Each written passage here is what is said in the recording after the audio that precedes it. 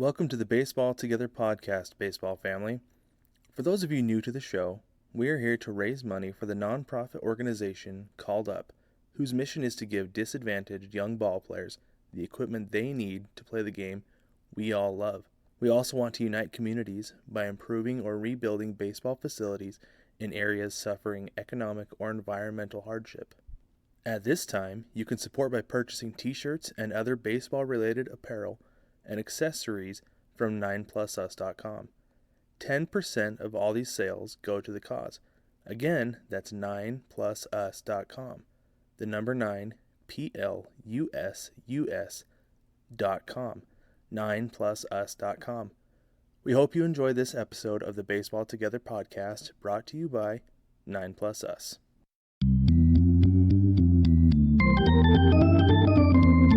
Welcome, baseball family, to the Baseball Together podcast. We are already having way more fun than we are supposed to. This should be illegal. Anyway. It's probably illegal in 48 states. At least 20, I don't know. At least 20. Well, it's the whole reciprocity laws. You know, it's not all states accept this much fun. But if you have a license for this much fun in certain states, you can carry it in others. Anyway, enough on the political side. We got a lot of fun coming at you today. We are going to talk first about some current events that we think are interesting, and we hope you do too. And then more. Just more. There's so much more. Yeah, there's more. There is more. There's always more. You know. Let's be honest. We want to announce, though, that whoever you are in Ireland and in Switzerland, we love you. Thank you for downloading our podcast. Yeah, we are aware of you, and we thank you. Yes, you really did make our week so much more enjoyable. So thank you, however you say it in your country.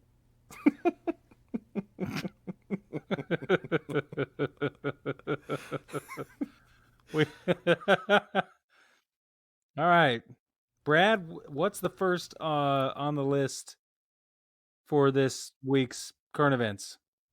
So we have this rookie sensation. Let me look up the pronunciation because my Spanish is terrible. Aristides Aquino. There's no Enya in there, so I have a hard time. I don't know if there's supposed to be or not. But Aristides Aquino. Again, I can't say it without stuttering because it's difficult. Anywho, this guy is fantastic. He had an amazing August. He's a rookie. He got called up. First game was August 1st, so this is a full month sample. The dude hit 14 home runs in the month of August. Jeez. And I'm baffled. My mind is blown that this kid came in. He's like, he played one game. He got into one game last year. Okay, one game in 2018. In fact, he had one plate appearance, 0 for 1, and struck out. He struck out in his only plate appearance in 2018. And then he comes in here 2019 and says, oh, big league pitching, I've seen that. Easy. Bang, bang, 14 times. It's 14 home runs. And it's unbelievable. It's unreal. And my question to you, Brig, is who is this guy going to be? Is he going to be like, and granted, he's 25, so he's a little bit older, I guess you could say, a little bit older, especially for a guy from the Dominican Republic, because I feel like those guys get called up pretty early. They do, yeah. Right? Yeah. And it may just be that he's honest about his age. I don't know. Whoa. Because we've had, and that's not a dig at anybody. No, I'm just saying it's true. that we've had incidents, right? Yes. Miguel Tejada comes to mind, right? Totally. He was a guy who had lied about his age, and it happens so much in the major leagues that they just say, okay, well, here's a couple cakes. You've just had a couple birthdays. Let's move on with our lives. It's not a big deal. Yeah. So he could legitimately be 25, and that's why. Yes. But also that maybe the Reds were just so careful with him and developing him that's why he took longer, right? Yeah, it is possible. I don't really think it matters, though, because we are an audience that craves performance, right? And Yes. we crave this kind of statistic. So good for him, right? Oh, but fantastic for him. To answer your question, though, I think we're going to see a lot out of this guy. I don't think he's a one and done sensation. I do wish he was on a team that would give him a little more play time. Yeah. I mean, as far as like It's too bad he's only Postseason had this. runs. Yeah, it's too bad he's in the Reds, and they're not going to get very far past Yeah. like the 28th of September. But Yeah. Yeah. My big takeaway from this guy is, so he's 6'4", but he looks like he's pushing 7 feet. He looks like if he stood Yeah. next to Aaron Judge, he'd be about that tall, right? yeah, But it's because he's all legs. I remember growing up, they always told us, your power comes from your legs. And it sure does with this dude. Like, that's got to be where it's coming from, because he has not much to speak of when it comes to upper body. well, it's And just a that's, size disproportion. yeah, it probably is. That's all it is. It's just very strange. Physics is weird. It is. It's very strange. But I'm thinking this guy gets and spends like a whole season or two at the big league level with big league trainers, nutritionists, everything. He's going to fill out, and Yeah. his bat speed's going to increase, and his exit velos are going to increase, and so are his home runs. Yep. No, I think you're right. It's going to be insane watching this guy over the years to come. Speaking of home runs, let's talk about the Twins. Yeah. They just, I think today's the Just 31st. Today Saturday, they broke the single season home run record. So now it's 268, and good for them. I think you said that they have 8 players with 20 or more home runs. Yeah, that's a major league record too. It's crazy. That's also insane. Yeah. Yeah. Oh man. But it's almost like 20 is the new baseline now Yeah. this year, right? Because everybody's hitting so many home runs.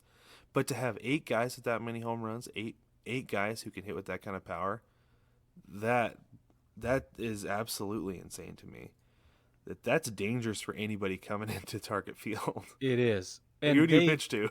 And they compete well outside of target field too. They don't need to be at home to play that well, which is Yeah. super scary, specifically for a team like New York, like Mhm. the Yankees, right? Like, I think this could be a real problem for them It really because could be. they're playing the Yankees game as well or better than the Yankees are.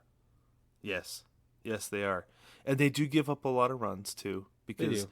they've given up more runs than the Indians have, who are chasing them. But they've scored a whole lot more runs than they have. I mean, the reason they can give up that many is because they're scoring a bunch of them, True. and they're scoring a lot. So, Yeah. I mean, it'll be interesting to see what happens to them come the postseason. Because I don't think the Twins are going to overtake, or the Indians are going to overtake the Twins in the division race. Even if they do, they'll make a wild card game, and one game they'll beat anybody. Yeah. Yeah, Yeah, I you're think probably right. the Twins are just playing the home run game at a whole nother level. Yeah. They're playing video games on cheat mode or something. I don't know. You created their own team first. Yeah, everybody's power is at 99. Yeah. Yeah. That's awesome. So, but speaking of the Indians, go ahead. Yeah, go there ahead. you go. No, I was gonna transition over. You go ahead. So it was Tyler Naquin, is that right? Yeah. Tyler. So I actually turned this game on right after this happened the other night, and he crashed into the wall in left field at Tropicana Field. Oh And boy, he hit the trop strikes again. That place, man. But when it happened, like he kind of, I don't remember if he went down or not, but he couldn't put any weight on his leg. He's down. He went down And hard. Yes, he did. That's right. He tried. Right, He went to get writhing up. in agony, no less. Yeah. But I remember the announcers were saying, I was watching the Indians broadcast on MLB TV, and they were saying, "Oh, it came back. It was a knee sprain." And I was like, "Yeah, that ain't no knee sprain." Mm-mm. I've seen enough football injuries to know that that's an ACL. Yep, and he Watched did. He enough tore his football. ACL. Yeah. So, Brig, how much of an impact do you think this is going to have on the Indians and their race in the Central? Not just in the Central, but also in the wild card. Right. I don't know. So, I don't follow the Indians very closely. So, for those Indians fans out there, this could be way off base. But from what I'm seeing on the numbers, he is a kind of carry his own weight kind of guy. right? So far, he's at 288 this season, 34 RBIs, 10 home runs. But I really think that his strength is the charismatic clubhouse leadership stuff. Yeah. And so I wonder what that will do, in the clubhouse. Obviously, he's an impact on the field. You can't discount that. His effects on the plate with 34 RBIs are fine, but I wonder what it will do for chemistry. That's my biggest concern. Yeah, and when you lose a guy, I mean, he played in 89 games this season. So when you lose Yeah. a guy who's played that much, I feel like there is definitely a hole that is felt. Yep. Even if he's not a star, but he seems to be, and like I'm the same. I don't pay a whole lot of attention to the Indians. I do know some of the guys, but this is not somebody who I was incredibly familiar with. But he does seem like a guy who would be missed because he does have a contribution. I mean, he's got an on-base percentage of 325. Yeah. He's only struck out 66 times. Only. He's not. That's like I said. I mean, he's a carry his own weight kind of guy, Yeah, right? yeah. Nobody needs to pull for him. They're not subbing him out all the time. He's doing fine. It's just, now they've got a hole in it. And he doesn't. So he doesn't feel like a guy. He doesn't feel like a guy you would pitch around to get to either. And I feel like that's a big benefit in a roster too. Yeah. That if you've got a guy that teams are not looking forward, not necessarily afraid of, but like you're not a guy we're trying to get to. He doesn't seem like that kind of guy because he's almost batting 300. Right. Who He's bats super 300 consistent these though. days? Right. He's super consistent. I don't know. So Terry Francona, Tito said that this is exactly like if he was going to go down, this is how he would go down. I'm paraphrasing, but tried to save the game by running through the wall. Right. Yeah. So that's the kind of guy, teammate, player, leadership, whatever he's bringing into the clubhouse, and I just think that will be the biggest concern. But I don't think it'll slow the Indians down necessarily. I just think that there will be a gap. Yeah, and they've dropped 2 in a row to the Rays now. Well, that's They lost the Rays yesterday. though, and the Trop. Yeah, but I mean, when you're in a race, everything counts. Oh, I agree. I I'm feel just like, saying. so. And the it's Rays, the the Rays are playing very well. They're great. They're playing great ball right now. Yeah, and they've got Charlie Morton on Sunday. The Rays do, so I think they're going to get swept. Oh, yeah, it's possible. Yeah. But let us know. Let us know how that went on Sunday. Yeah. We'll get back to that. We'll all watch it tomorrow. And then Mike Trout, the kind of the last piece of news we have for this week is Mike Trout joining the 200 club. He has 200 stolen bases and 200 home runs, and the dude's amazing. My only thought on that is it's about time. Well, he's only 27. I'm like, what I are you talking about? So I just kidding. I was like, what? But knowing how that dude plays, I'm just like, it took him till 27 to reach that? I thought he would have gotten, I mean, I know he slowed down on stealing bases. Everybody has. Yes, yeah, because there's not as much running. But, I mean, that's really all it took was those 200 stolen bases. But no, that's awesome.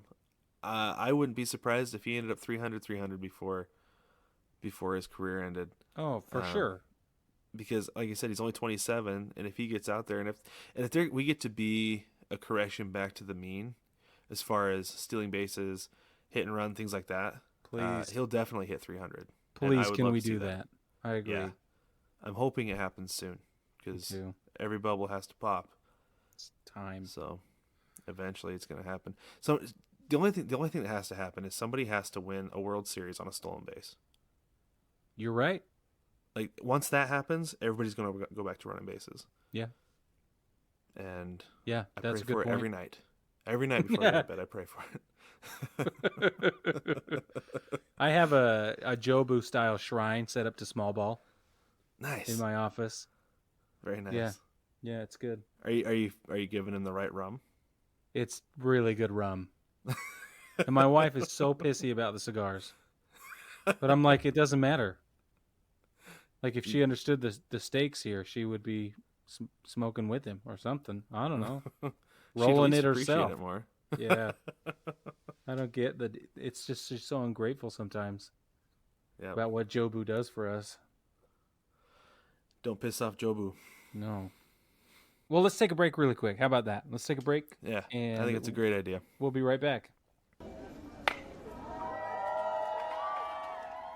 Hey, Mike, Catherine, those are some cool t-shirts you guys have. Thanks, man. Yeah, I got it from 9plusus.com. They have tons of great baseball designs. Yeah, I wear my 9plusus clothing all the time. My favorite gym tank says diamonds are everyone's best friend. And my go-to shirt for barbecue says a hot dog at the ballpark is better than steak at the Ritz. Wow, I love that. Right? Isn't that so cool? Yeah, I also got this snapback from 9plusus. They're really the greatest stuff. Well, I'm going to have to do some shopping after this batter. What was that site again? So yeah, it's 9plusus.com. So the number 9, right? 9 players on the field plus us. So 9, the number 9, PLUSUS.com. Shop 9plusus.com. Apparel for game day and every day.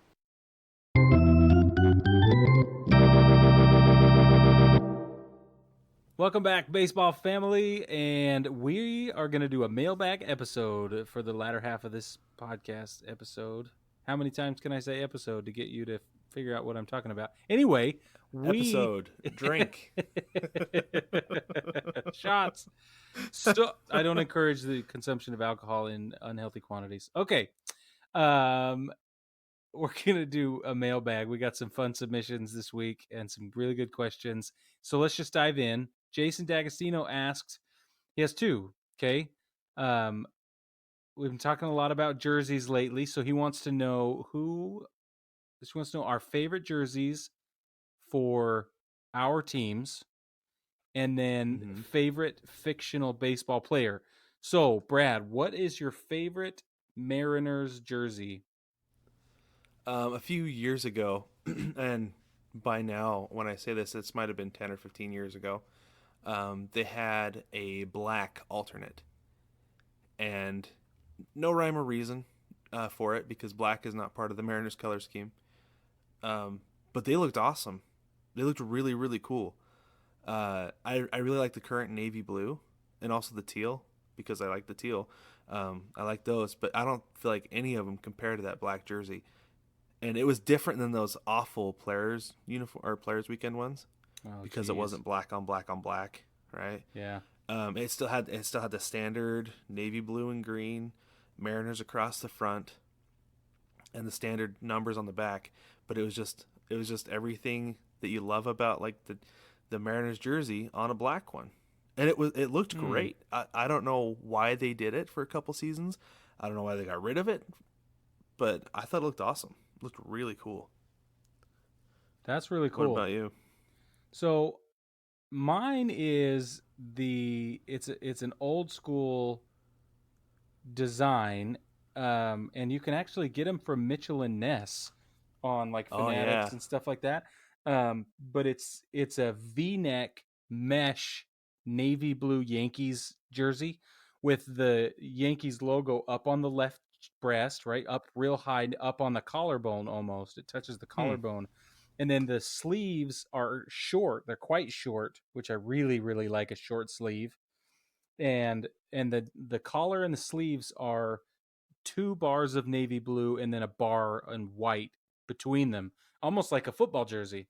But it's thinner on the cuff of the sleeves. Anyway, that's my favorite one for like a non-traditional. It's almost a BP jersey, to be honest with you. Yeah, I know what you're talking about. Those are really cool.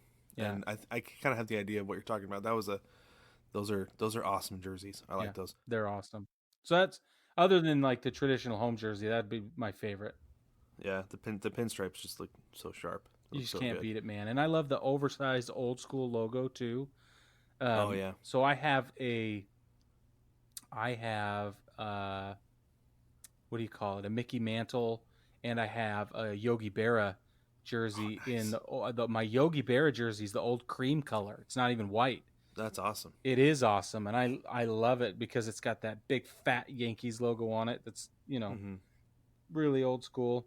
It's got the Mitchell and Ness on the side, and That's cool. Even the number on the back is in felt. It's not even on. Oh, it's wow. not like that tackle That's twill. legit. It is That's legit, dude. There's no name. It's just the number 8. Yeah. It's the and best. I feel like any Yankees fan who buys a Yankees jersey should not buy one with a name on the back.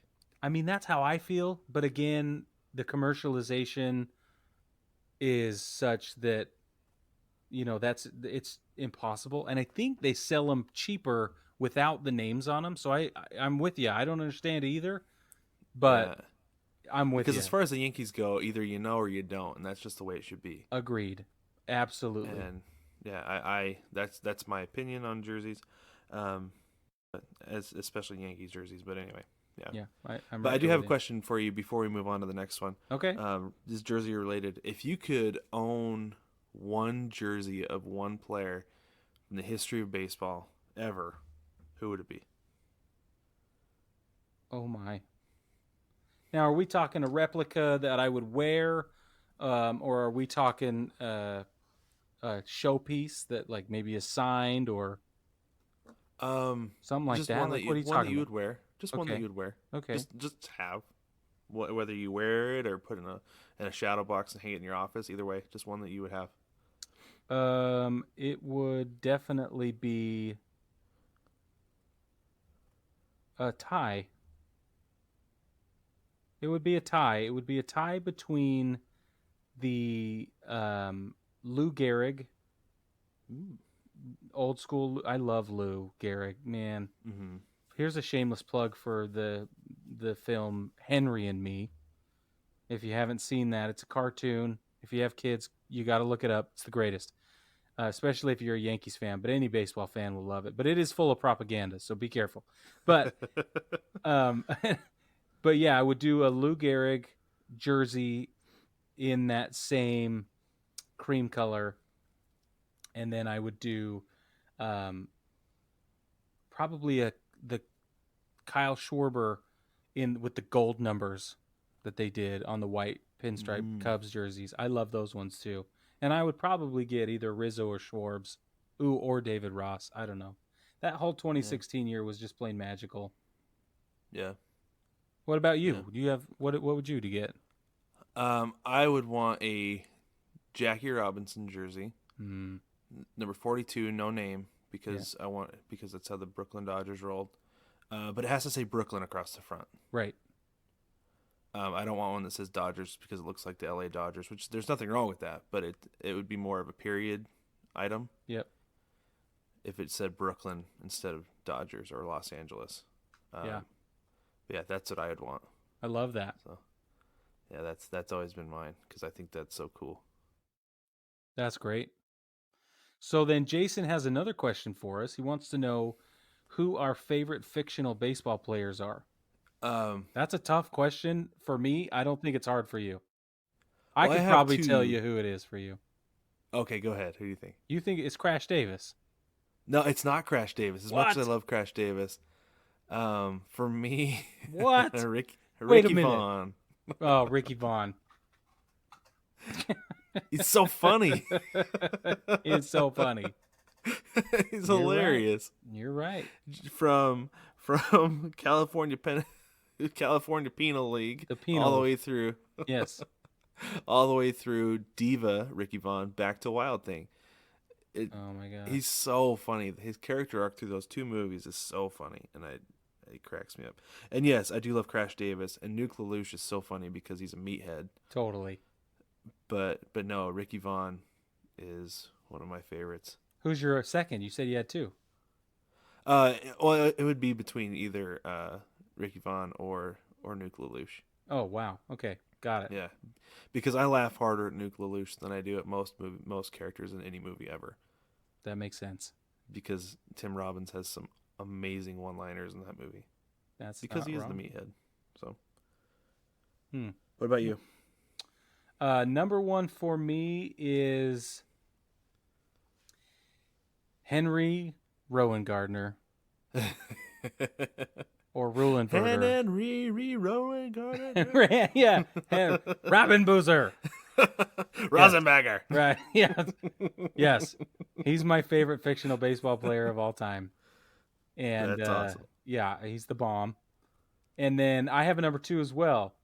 Okay. It would be Stan Ross from Mr. 3000. Oh, Bernie that's Bernie Mac. Bernie Mac's character from May he Mr. rest in peace. 3000. Yeah, that's right. Yeah. So I'm Stan Ross. I just love That's it. not a movie I ever saw. I know it's Bernie Mac because I see it all the time. Like, I need to watch You've that. never seen it? I've never gotten around it's to great, it. man. No. It's just plain old fun. And if you like Bernie Mac's comedy, it's even better.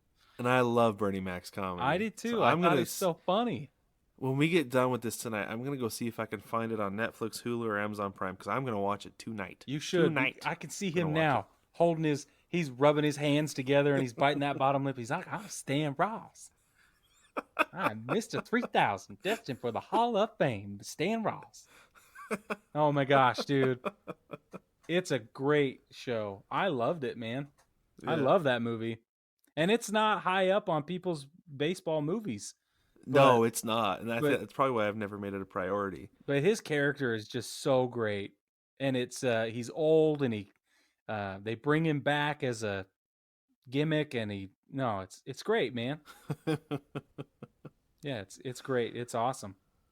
All right, that just got bumped to the top of my to watch list. Yeah. So Yeah, you'll like it. we'll be doing that next.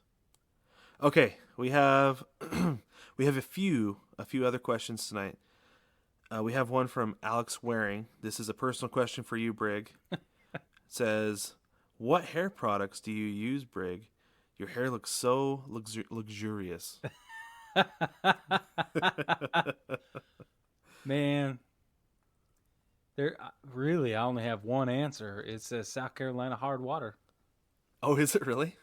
I'm serious. You don't put any pomade or anything in your hair? Sometimes I do. When I go to church, I'll put a little pomade in there. Yeah. But that's it. And then that's it. And I'll wash my hair and everything. And it's a little long right now for me. My wife likes it though, so I keep it. But really, I put pomade in it. I wash it a couple times a week, and it's and then I just put a hat on. So it's probably if I'm getting nasty and telling you the truth, it's probably just oil and sweat. Natural oils. You know what I mean? So But tell the people though, what kind of pomade do you use? It's Bird. It's called Bird. It's BYRD. Get it Target. Okay, so nothing special. No, I've been through every kind of special pomade and hair product thing that you can imagine because my hair eats gel and pomades and stuff like that. Like my hair is so thick and it has so much volume that, see, I feel like my wife talking about my hair, but it has, it just doesn't matter. So I don't put too much stock in products for my hair anymore because it just, a couple hours into the day, it doesn't work anyway. So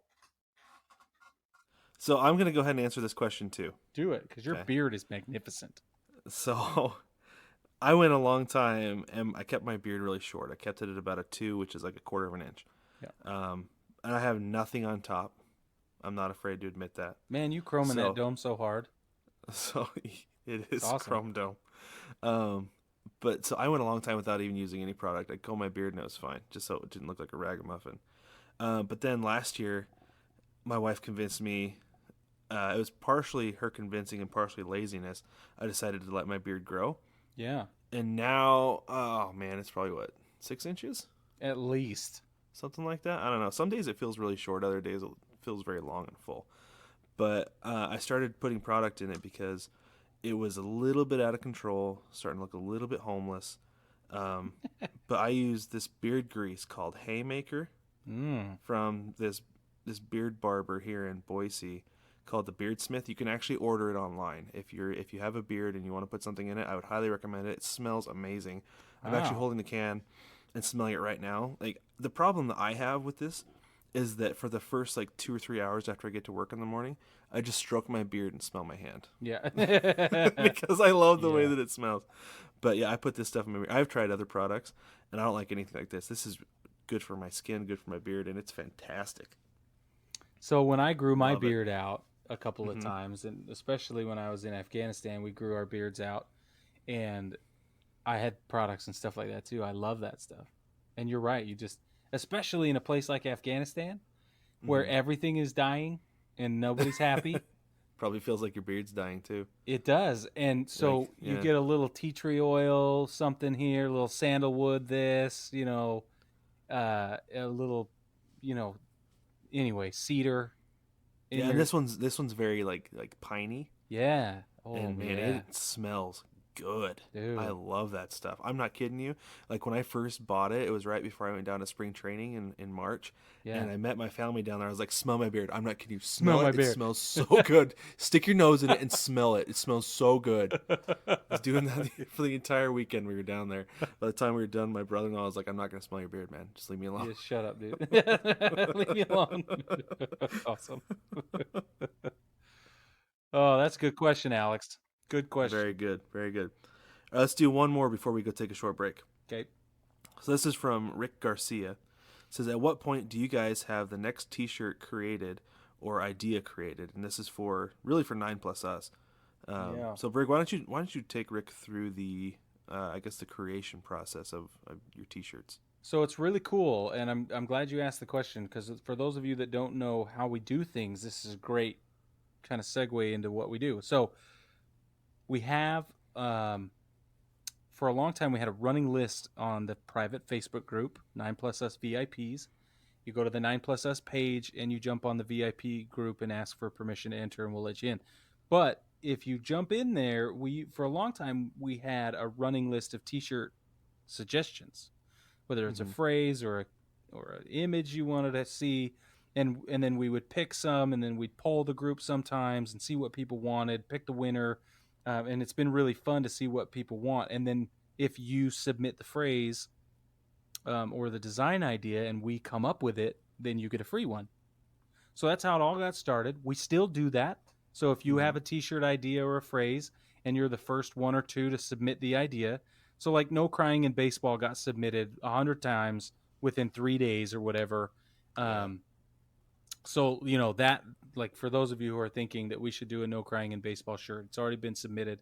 We can't find a way to do it that doesn't look super stupid, in my opinion. And we can't say No Crying in Baseball on the shirt because of copyright infringement, trademark with the film that it's from. So, but as long as you're not the first one or two to submit the phrase, you'll get a free one. Anyway, point is, we still do that.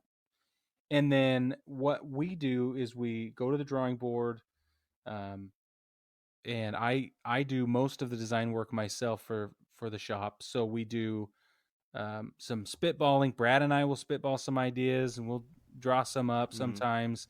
Tiff and I will do some spitballing and draw some up. And then once I see the vision of it in my head, I just push play. I get on Photoshop or whatever, and I start messing around. We come up with a design.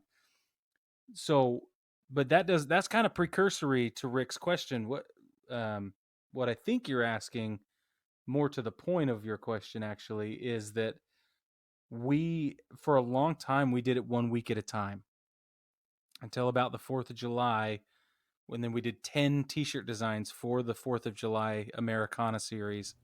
And that was huge. That was a ton of work all at once. And that's when I started thinking, okay, this is exciting and people are responding. This is really cool. So then we started trying to get ahead. And now we have everything planned and ready, almost ready through the end of the regular season. We started that a couple of weeks ago. And yeah, we order the samples in. We make sure it looks great. We make sure that it's designed properly or whatever, and that takes a little bit of time for us to get it in. And then once it's approved, we're ready. We hold on to it. We just held on to 4 of them this last time. Yeah. I think that there's one part in there that's really important that I think gets glossed over sometimes, is the fact that before it goes up on the shop, before it's made available to the public or anything, that you guys make sure that it actually looks good on the shirt. Because there's sometimes that you'll do a design, you get it on the shirt, and it's like, it didn't turn out the way I wanted it to. Or even there's other times we've noticed that it comes in and it's a little bit off center on the shirt, right? Totally. Yeah. Or maybe it's a little bit too high or something. So I think that's something that's really important, is that you do like a self-quality check before it's made available, and I think that's really cool and a really, I guess, I mean, it's an important part of the process, something you don't really think about. Yeah. You don't just design it, throw it up there, and if you get it and it looks good, then so be it. That you want to make sure personally that it looks nice. Yeah, if I wouldn't wear it, I'm not going to let you wear it either, right? Yeah. That's just how we feel, you know. And I think that's the way it should be. Yeah, me too. I think it's a good company policy to have. Thanks, man. All right, let's take a quick break and we'll come back. We have a few more questions to dive into. These ones are going to be a little bit more in depth, so we'll take some time after a quick break on those. The designated hitter. The infield fly. A ground rule double. The dropped third strike. To some, these seem like strange things. To you, these are just baseball things. Shop the Baseball Things collection at 9plusus.com.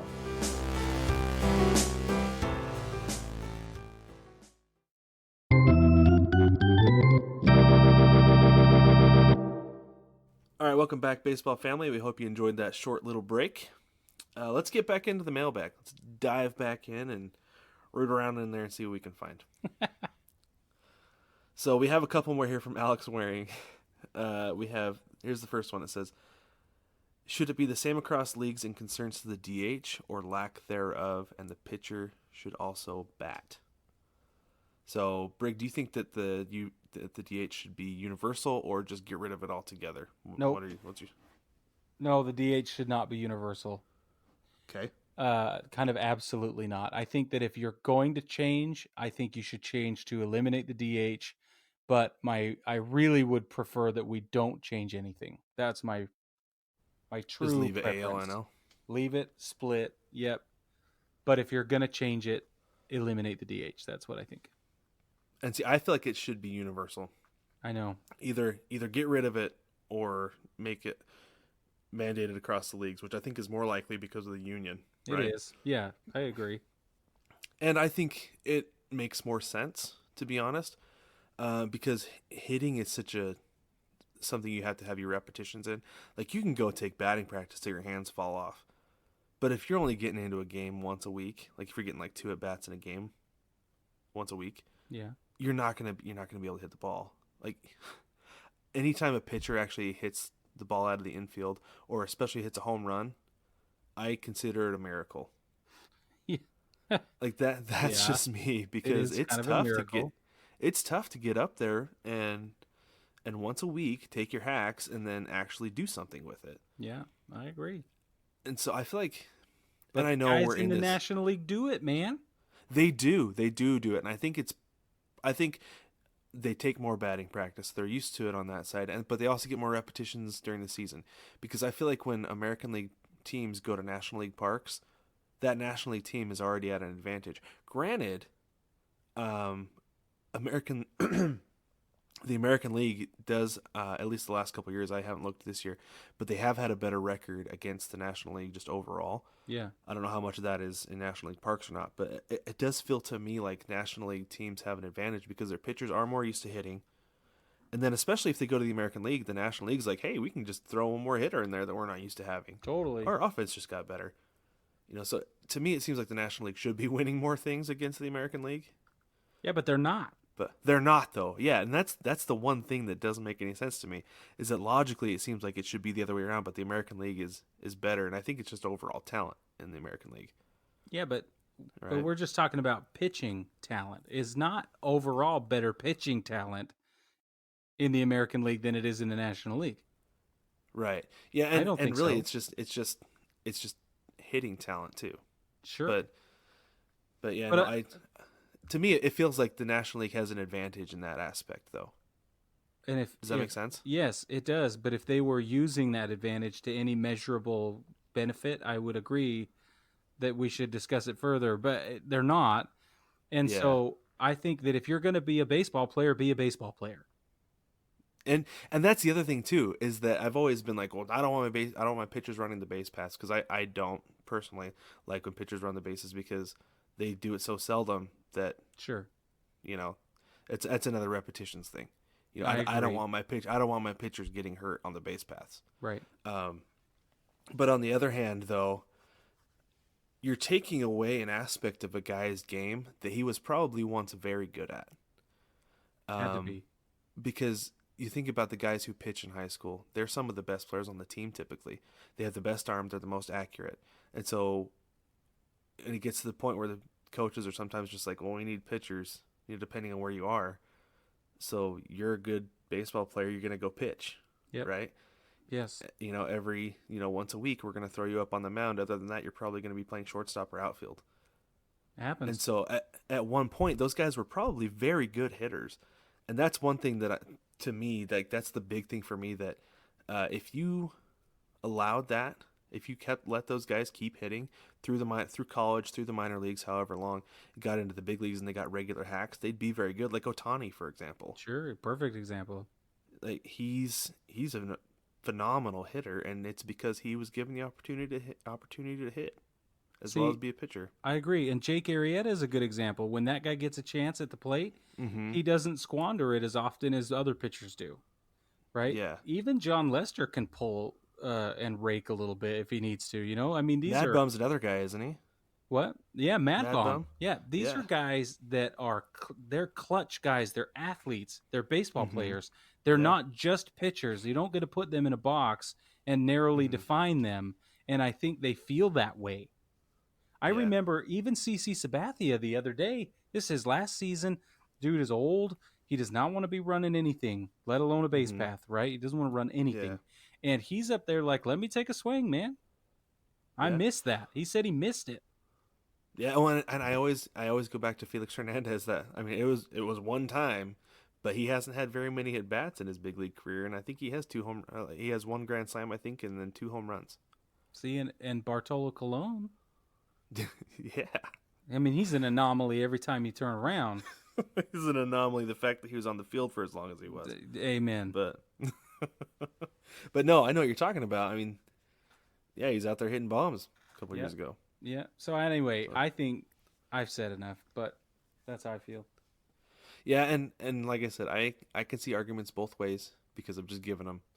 I would prefer to have my pitchers not running the bases because I don't want them to get hurt because so much rides on them in the postseason mostly. Yeah. But the biggest thing that's always kind of halted any conversation that I've ever thought of having with this is that the players' union isn't going to let Major League Baseball get rid of the DH because then you don't have David Ortiz, you don't have Edgar Martinez, you don't have Frank Thomas at the end of his career because those guys relied on the DH position to extend their career, and you'd lose that. Yeah, so absolutely. Granted, you've got guys coming up for the minor leagues sooner because they'd be replacing them, but at the same time, guys are losing jobs because they're not having the DH. So that's really the biggest thing for me that I'm kind of like, well, it doesn't really matter what I say because that's just the way it's going to be. So. Yeah. No, I agree. Yeah. All right. Let's move on to the next question that we have. Also from Alex Waring. Thank you, Alex, for being so involved and sending us your questions. You the man, really appreciate Alex. it. Yep. It's great. So it says, should MLB follow through and do an expansion to add more teams? And also, where would be the right markets or cities they should expand to? So let's talk about that first. We talk about this a lot. Yes. And I actually wrote something on Baseball Together about this because I had heard a conversation about expansion realignment on a radio show. Yeah. So if you want to get on, check that out. Feel free to poke holes wherever you like because it is imperfect. I'll be the first to admit that. And it was just something I was having fun with. None of it means anything. Well, we're always just having fun anyway. That's right. Yeah. But Brig, do you think MLB should expand? Yes. Yep, I do. Yep. And my only thing with it is before they expand, and this was something that was brought up in this conversation on this radio show, is that the A's and the Rays need to figure out their stadium situation before there's ever any more legitimate talk of expansion. Agreed. Because there should almost be relocation before there's any expansion. And then based on where they relocate, should they expand? Because there are teams right now I feel like that are really struggling to draw. And it's going to be the case in any sport. I understand that across any major sport. There's NBA teams that don't draw. There's NFL teams for some reason that don't draw. Yeah. But there are big league teams that do not draw a crowd regardless of the game. Yep. And that almost needs to be something else that is sorted out before there's any expansion, because if that's the case, you probably need to be relocated, right? Yeah, I mean, that's a potential argument. I can see that being a good idea. Yeah, maybe get your attendance situation figured out before you expand. But on the other hand, I would love expansion because I want a team in Portland. Right. Well, and here's what I want. I want it to go back to when we had actual meaningful pennant races. Yeah. And I think with 32 teams, you could do that. Or 34. It'd be 32. It'd be 32 teams. There's 30 right now. And 34 wouldn't work. 32 would, though. Yeah, I think that would be doable, and I think it would make more meaningful pennant races because you kind of water down the league just a little bit more with two more teams and hopefully distribute the talent more. Yeah. So, well, I talk about jobs. You talked about jobs in the last one. Yeah. I mean, that would be a major economic boost to the entire league. I mean, that's 80 more roster spots. That's just at the big league level. Then you walk it all the way down to rookie ball. Oh, I mean, that's 50 roster spots in the big league level, and then you go to the 40-man roster. That's two 40-man rosters. But yeah, then walk it all the way down, all the way through the minor league levels. Right. Yeah, that's a lot of ball players. And then all the coaches and all the staff and all the front office personnel and all of the merch and all of the towns you get to affect with baseball now. And I mean, it would be the best thing for baseball since Randy Johnson hit the bird. You know what I mean? Or David Ortiz in that phone box, right? Like it would be so good for the sport. And America needs more small town baseball, more hometown baseball, and that would do it, right? Because that's where this whole thing starts. We all have major league teams. We're all fans of stuff, but not all of us get a chance to go to a major league ballpark because we're geographically displaced, or we don't have a chance to get there because it's way too expensive for a ticket, or whatever. There's a million different reasons. And then you got to be at the ballpark for however long, and you can't eat the food at the ballpark because it's too expensive. There's like a ton of reasons why Major League Baseball is inaccessible to the everyday fan that bother me. But when it comes right down to it, hometown, grassroots, minor league baseball is where it's at for every single fan. And if we had more teams to spread out, then because some teams have 2 Class A affiliates, right? Well, they have short season and they have advanced. Well, that's what I'm saying. Like, so if you figure you got rookie, you have 2 Class A's, you have Class AA, and then AAA. That's like 5 towns that get just on one MLB pipeline. Well, 6 because then you go to the Gulf Coast League and the Arizona Summer League. Yeah. And then that's like the lower rookie. Exactly. So, yeah. So you think about that, and then you add that 2 different teams. I mean, that is going to do a lot for a lot of people and getting new fans into baseball and bringing in new money and expanding players' capabilities. No, man. That's one of the first things I would do. I would figure out those 2 stadium issues. I agree with you. Right? Like Tampa Bay we got to figure out what the Rays are going to do. And then what was the other one you said? Oakland. ODOT Stadium, like the Coliseum there is a mess. Yeah, it's but such a mess. They're going to stay in the Bay. They'll stay in the Bay, yeah. They just need to get it figured out, and I'm sure that they'll just threaten that they're going to leave. But I've heard that the mayor of Oakland is not going to let the A's leave. Will not. Capital N-O-T, not let the Rays leave, or A's leave, because it's a combination of the Raiders leaving, going to Vegas. Yeah. The Warriors are going across the Bay to San Francisco. Really? They cannot lose the A's. Will not lose the A's. It's true. So I think that mayor is going to do anything possible to keep that team in town, whatever it takes. Which I think is great because the A's belong in Oakland. I agree. Yeah, Oakland needs a baseball team. Yep. Yeah. So, no, that's a no-brainer. They just got a stadium problem. Yep. And the Yep. Coliseum isn't great. It's just not great. I've seen a game there. It's nothing special. Yeah. It's sometimes even straight up awkward, but it's fine. It gets the job done, and the people are connected to it because now Mhm. it's almost like it sucks so bad. We're so proud of it, right? It's Like a trash hole, but it's our trash hole. that's right. And Yeah. the Trop, people don't feel that way about the Trop. So the Trop is a massive priority. Yes. Yes, it And is. traffic in the Trop is so bad. Traffic in Oakland's not so bad. I mean, it's Oakland. You're still in the Yeah. Bay Area, but it's not like down in St. Pete. Yeah. So I think you're right. We got to figure out what the Rays are going to do. Montreal would be a great place to put them. It really would be. I mean, I can't push that enough that Montreal needs a baseball team. 100%. So then So where are badly. you going to put your two expanded teams? So Montreal's one because they need a baseball team. I feel like that was one of those injustices when it kind of like the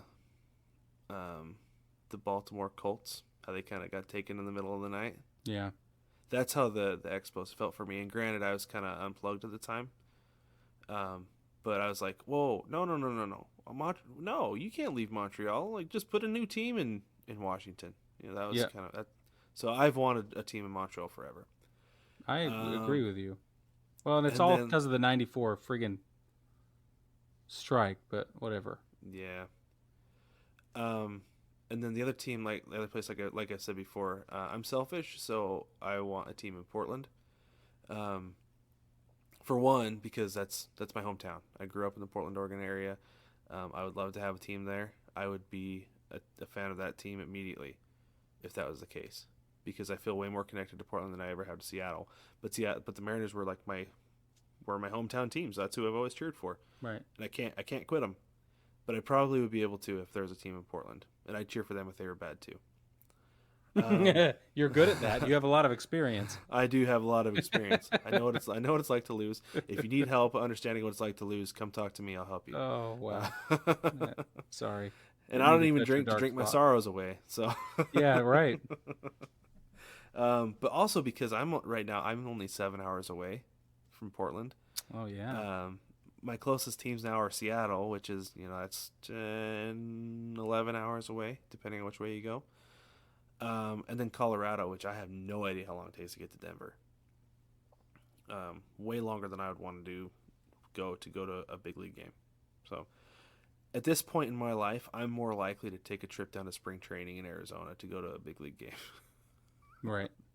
than I am to make either of those trips, just because it's kind of a pilgrimage thing, Yeah, it is a pilgrimage thing. Yeah. But if there was a team in Seattle or in Portland, I would make a trip maybe twice a year to go to a game. That makes So sense to like me. what you're talking about with proximity to big league teams, I am sitting in that very situation right now. I have a low A team here in town, which it's fun to go to, but it's not big league baseball. Right. Like that. I mean, I'm all about big league baseball because I understand the difference. That I'm going for the experience of just going to a game at that low A, but I feel like I really truly enjoy going to big league games because it's different. It's so different. It is different. On so many levels. It's different. Yeah. So that's why I say Portland. What about you? There needs to be one in the Carolinas. Where would you put them? Charlotte? I mean, it would almost have to be Charlotte. Yeah. I think that the fan base there they're loyal to the Knights, Mm-hmm. and the Knights are the AAA affiliate of the White Sox. So it would be an easy upgrade. Mm-hmm. They've got the perfect spot in town. I think they moved. They were in a weird spot about 10 years ago, 8 years ago, something like that. When I first went to a Charlotte Knights game 10 years ago or whatever it was actually 11 years ago.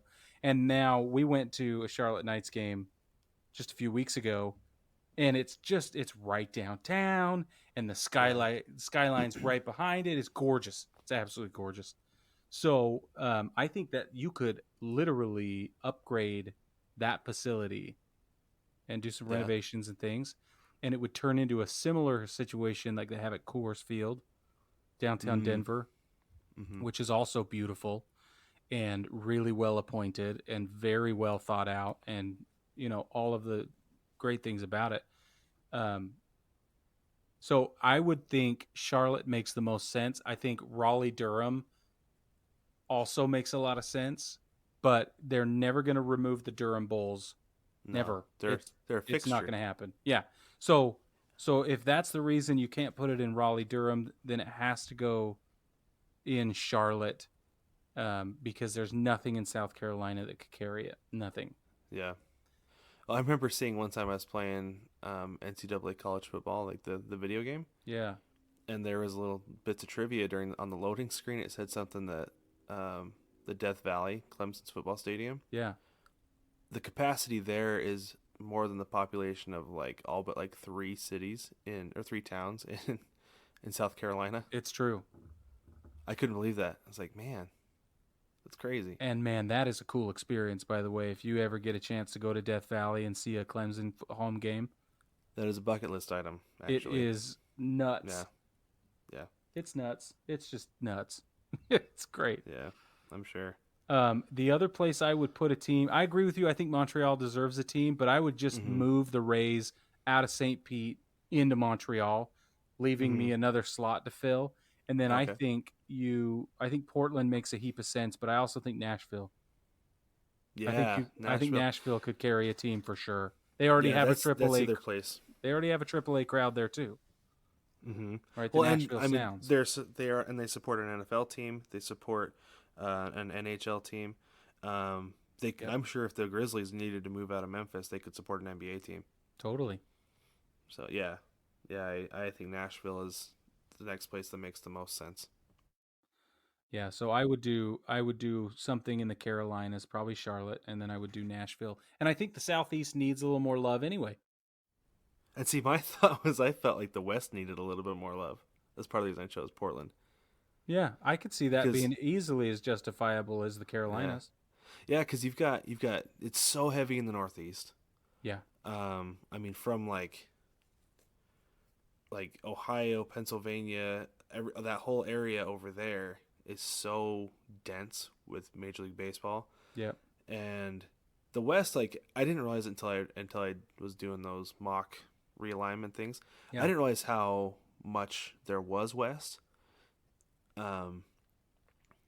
But there's also some stretching putting the Texas teams, I feel like, in the Western divisions. Agreed. If you could move them out of the Western divisions and then put a team in Portland and just have basically the West be the Isolated. absolute isolated to those Western states, I think it would help all those teams because there wouldn't be nearly as much travel.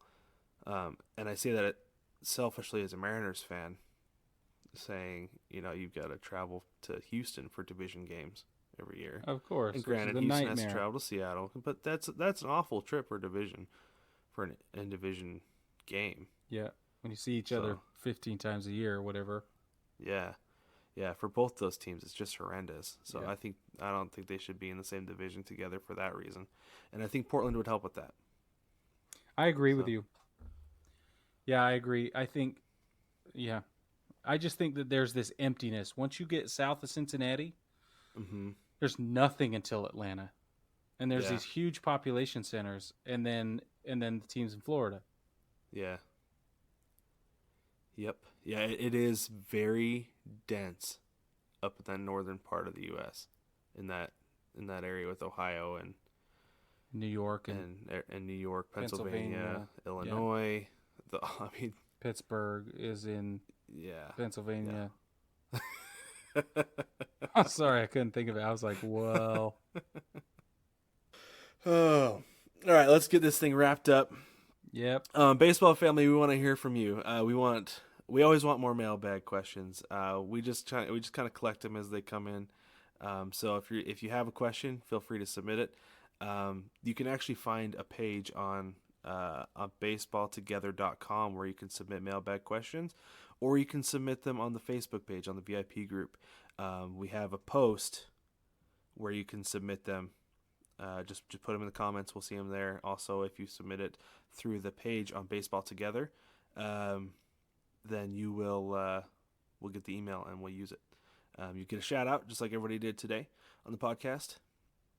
And speaking of Baseball Together, you can visit that's our blog website where we write about some of the things we talk about on the podcast and other things that come up throughout the week.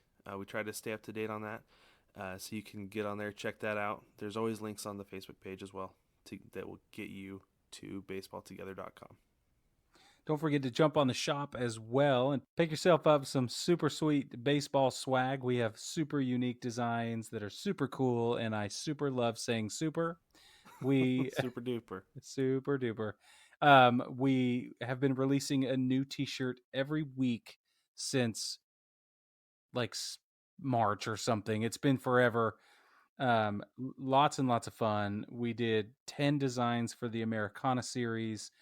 We have tons of stuff with. I'm wearing mine right now. I'm wearing my Freedom Swing shirt. Oh yeah, I'm wearing my Baseballs for Lovers shirt actually. Yeah, I love this one. We just love doing this. We love adding value to your closet. Everything we do goes to support charity, and it's been a really fun time. So go out, check out what you, whatever you want. Our newest design, we released it tonight. Actually, it's a home plate outline. It says Baseball Together. There's no place like home in sequential. They go like back to back to back, and then the words together themselves wrap to outline the home plate image. So it's really cool, and it's 15% off in the shop right now using code HOME15. So HOME15, and that'll get you 15% off of everything until Wednesday. Not everything in the shop, just everything in that series until Wednesday. And we have adults, kids, youth, onesies, and 3/4 length baseball t-shirts. Oh, and tank tops. We come in tank tops too. That's Wednesday, September 4th. Is that right? That's right. Yeah. Okay. At 11:30 p.m. Eastern is when that sale will end. Baseball family, just wanted to give you a heads up. Brig's going to be out for a couple weeks. He's going to have some medical stuff done, so I'm going to have a couple of guests on the next couple weeks to fill in for him. So it'll be a little bit of a change of pace, but I hope you still enjoy what we're doing. Feel free to rate, review, subscribe to the podcast, tell your friends about us, share it with anybody you know who likes baseball. And baseball family, I will catch you next week.